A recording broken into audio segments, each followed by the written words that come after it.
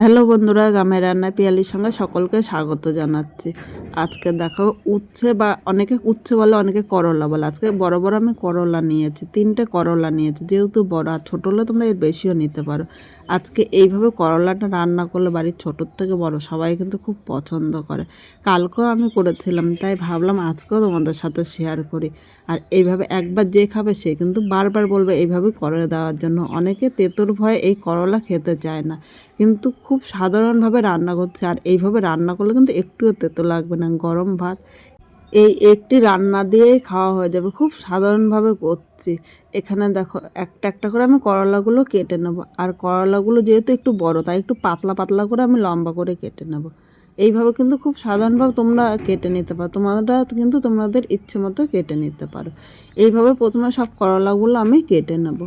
এখানে সব করলাগুলো কাটা হয়ে গিয়েছে। এবার করলাগুলো আমি নিয়ে নিলাম। এখন এই জায়গায় দেখো একটা থালা নিয়ে নিয়েছি, এর মধ্যে আমি করলাগুলো দিয়ে দিলাম। জল দিয়ে আমি করলাটা পরিষ্কার করে ধুয়ে নেব। এখানে করলাটা ধুয়ে নিয়েছি। এবার করলাগুলো একটা থালার মধ্যে নিয়ে নিয়েছি। এবার এর মধ্যে দেখো হাফ চামচে কম, মানে স্বাদ অনুযায়ী লবণ নিয়ে নিলাম। এর সাথে আমি একটু হলুদ দিয়ে দিলাম। এবার লবণ ও হলুদটা আমি করলার সাথে এইভাবে মেখে নেব। ভালো করে হলুদ ও লবণটা মেখে নিয়েছি। এখন আমি এই করলাটা 10 মিনিট রেখে দেবো। এইভাবে মেখে 10 মিনিট রেখে দিলে এর মধ্যে যে জল ভাবটা আছে সেই জল ভাবটা কিন্তু ছেড়ে দেবে। আর এইভাবে করলে কিন্তু অল্প তেলেই তোমরা করলাটা ভেজে নিতে পারবে। এখন এই থালাটা এক সাইডে এইভাবে 10 মিনিট রেখে দেবো।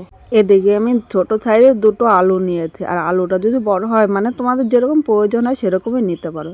যারা আলু পছন্দ করে না তারা কিন্তু আলুটা স্কিপও করতে পারো। এবার আলুটাও কেটে নেব।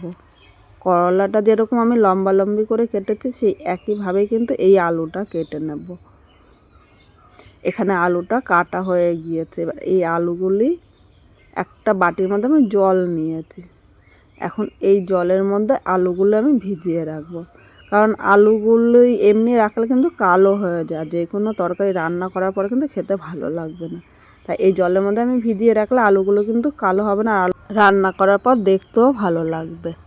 এবার মূল রান্নায় চলে আসলাম। এদিকে কড়াইটা বসিয়ে দিয়েছি। এবার কড়াইয়ের মধ্যে আমি 2 চামচ সর্ষের তেল দিলাম। এই 2 চামচ সর্ষের তেলে কিন্তু আমার পুরো রান্নাটা হয়ে যাবে, আর এর থেকে বেশি তেল লাগবে না। তেলটা একটু নেড়ে চেড়ে নিয়েছি, বা তেলটা গরম করে নেব। আর এদিকে দেখো আমি করলাটা এইভাবে মেখে রাখাতে করলা থেকে কতটা জল বেরিয়েছে। আমি করলা যদি ডাইরেক্ট রান্না করতাম তাহলে কিন্তু অনেকটা সময় বেশি লাগতো। তোমরা যখনই করলা ভাজবে এইভাবে হলুদ লবণ মেখে 5 মিনিট রেখে দেবে, তাহলে দেখবে এর থেকে জলটা বেরিয়ে যাবে। আর অল্প সময় তোমরা করলাটা রান্না করে নিতে পারবে। এবার করলাগুলো আমি নিয়ে নিলাম। আর এদিকে তেলটা কিন্তু গরম হয়ে গিয়েছে। এখন এই তেলের মধ্যে করলাগুলো দিয়ে দিলাম। একে একে আমি সব করলাগুলো নিয়ে নিয়েছি। তেলের সাথে করলাটা নেড়ে চেড়ে মিশিয়ে নেব। এইভাবে মিডিয়াম টু হাই আগুনে করলাটা কিন্তু ভাজতে হবে। একদম মিডিয়াম আগুনে কিন্তু করলাটা ভাজা যাবে না, তাহলে করলাটা কিন্তু নরম হয়ে যাবে। একটু মিডিয়াম টু হাই আগুনে করলাটা ভাজলে করলা ভাজা সুন্দর হবে। এখন এইভাবেই ভাজবো, আমি কিন্তু ঢাকা দেবো না। তোমরা ইচ্ছে করলে ঢাকা দিয়েও রান্না করতে পারো। এই করলাটা ভাজতে ভাজতে চলো একটা মশলা রেডি করে নিই। একটা বাটি নিয়ে নিলাম, মধ্যে 1 চামচ কালো সর্ষে নিয়েছি। আমি কালো সর্ষে নিয়েছি, তোমরা ইচ্ছে করলে কালো বা সাদা সর্ষে কিন্তু নিতে পারো, যেরকম পছন্দ। আজকে আমি একটা সর্ষে দিয়েই কিন্তু করব। হাফ চামচ জিরে নিয়ে নিলাম। 1 টুকরো আদা নিয়েছি। এখানে কিন্তু খুব বেশি আদা লাগবে না, খুব অল্প পরিমাণে আদাটা নেবে। একটা পাকা লঙ্কা নিয়েছি।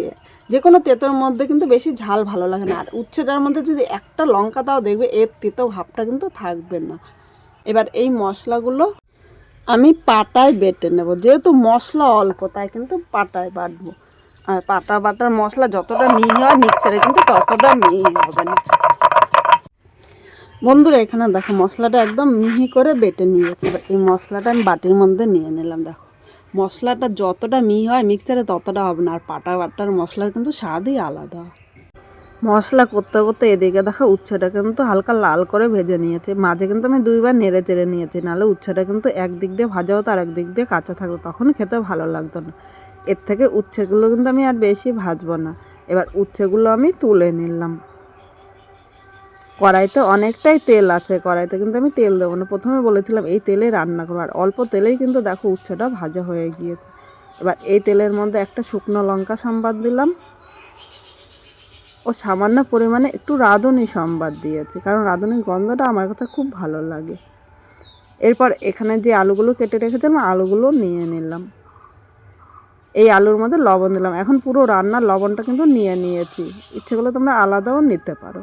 আলুটা এবার 2 থেকে 3 মিনিট মিডিয়াম আগুনে হালকা লাল করে ভেজে নেব। আলুটা লাল করে ভেজে নিয়েছি। এবার এর মধ্যে আমি হলুদ দিয়ে দিলাম। অবশ্য তোমরা এইভাবে ভাজবে, প্রথমে লবণ দিয়ে ভাজলে আলুটা নরম হবে, আর এরপরে হলুদ দিলে আলু ভাজার কালারটা সুন্দর হবে ও আলু ভাজা ভালো হবে। হলুদটা নেড়ে চেড়ে মিশিয়ে নিয়েছি, আরও কিছুক্ষণ এইভাবেই ভেজে নেব। আলুটাও কিন্তু লাল করে ভেজে নিয়েছে, আর এর থেকে বেশি ভাজবে না। এবার এখানে মাঝারি সাইজের একটা টমেটো কুচি নিয়ে নিলাম। তোমরা ইচ্ছে করলে স্কিপও করতে পারো, কিন্তু টমেটোটা দিলে খেতে ভালো লাগে। টমেটোটা আলুর সাথে নেড়ে চেড়ে মিশিয়ে নিলাম আর 1 মিনিট ভেজে নেব। যেহেতু আমি আগে লবণ দিয়েছি তাই এখন লবণ দেবো না, লবণ দিলে কিন্তু খেতে ভালো লাগবে না। এইভাবে আমি কিছুক্ষণ রান্না করে নিলাম। এখানে দেখো টমেটোটা কিন্তু একদম নরম হয়ে গিয়েছে। এবার এখানে যে মশলাটা আমি করেছিলাম মশলাটা নিয়ে নিলাম। সেই বাটিটা ধুয়ে সামান্য একটু জল দিয়ে দিলাম। এবার এই মশলাটা এর সাথে নেড়ে চেড়ে মিশিয়ে আমি কিছুক্ষণ কষিয়ে নেব। এই মশলাটা কিন্তু মিডিয়াম আগুনে কষাতে হবে, খুব জোরে কিন্তু আগুন দেওয়া যাবে না, তাহলে নিচে দিয়ে ধরে যাবে আর খেতে ভালো লাগবে না। এবার এর মধ্যে আমি সামান্য একটু হলুদ দিয়ে দিলাম। ইচ্ছে করলে এই সময় তোমরা হলুদটা স্কিপও করতে পারো। এখন কিন্তু আমি আর লবণ দেবো না। এবার হলুদটা নেড়ে চেড়ে মিশিয়ে নিয়েছি। এইভাবে মিডিয়াম আগুনে এখন 2 থেকে 3 মিনিট কষিয়ে নেব। এখানে মশলাটা কষানো হয়েছে আর মশলার থেকে দেখো তেলও ছেড়ে দিয়েছে।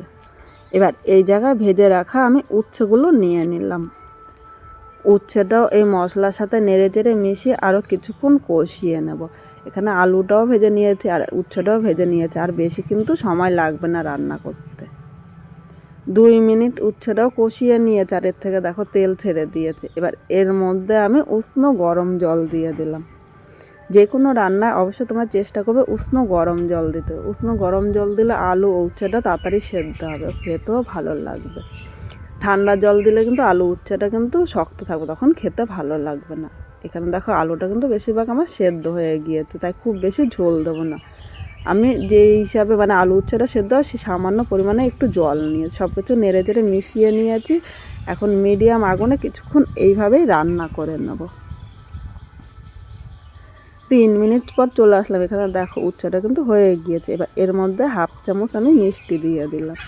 তোমরা ইচ্ছে করলে এই মিষ্টিটা কিন্তু স্কিপও করতে পারো। এখন চিনিটা এর সাথে নেড়ে চেড়ে মিশিয়ে নিয়ে আর 1 থেকে 1.5 মিনিট রান্না করবো, তাহলে এর সাথে কিন্তু খুব সুন্দরভাবে মিশে যাবে। এখানে উচ্ছেটা হয়ে গিয়েছে, এবার আমি নামিয়ে নেব। আজকে খুব সাধারণভাবে উচ্ছেটা রান্না করেছি। তোমাদের কীরকম লাগলো কমেন্ট করে জানাতে কিন্তু ভুলো না।